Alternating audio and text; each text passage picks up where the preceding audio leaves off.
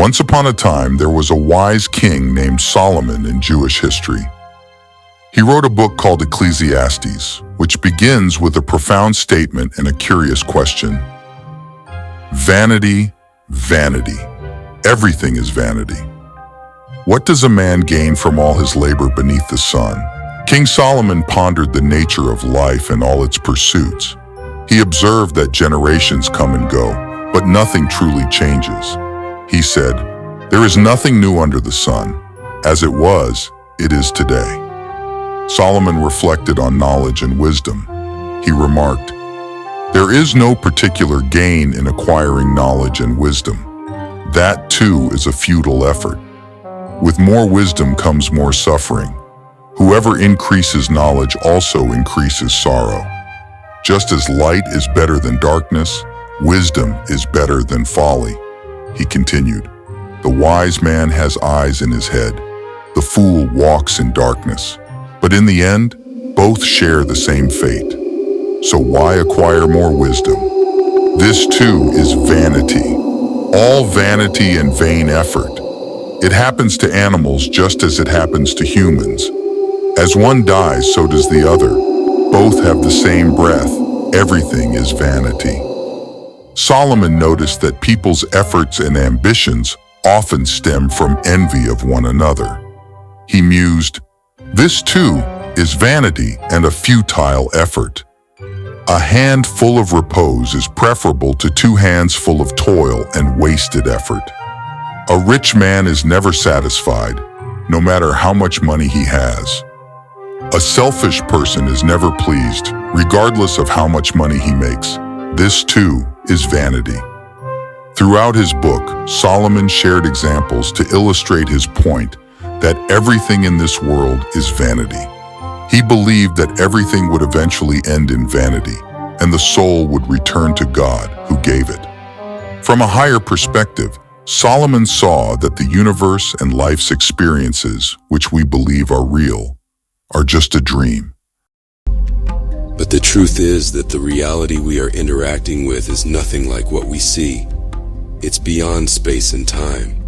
It's a mystical realm of pure consciousness, where everything is connected and everything is one.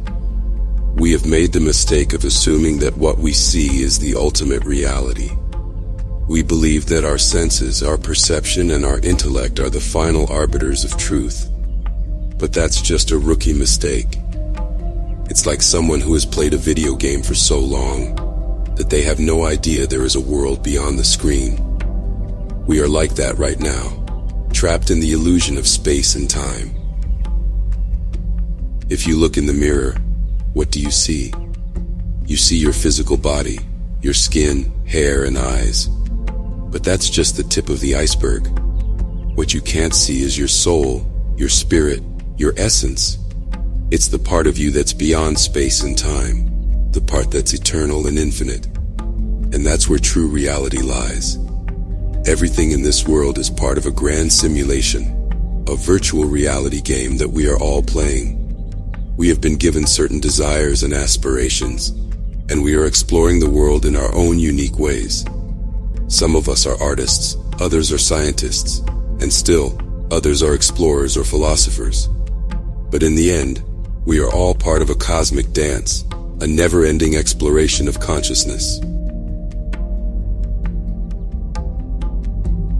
Evolutionary theory is just one lens through which we can view this grand simulation. It's a tool that helps us understand the mechanics of the game, but it's not the ultimate truth. The ultimate truth is that we are all part of a grand experiment, a journey of discovery that will never end. So what are we really doing? What's the purpose of this grand game? That's the question that we all ask ourselves. And the answer is simple. We are here to explore, to learn, to grow.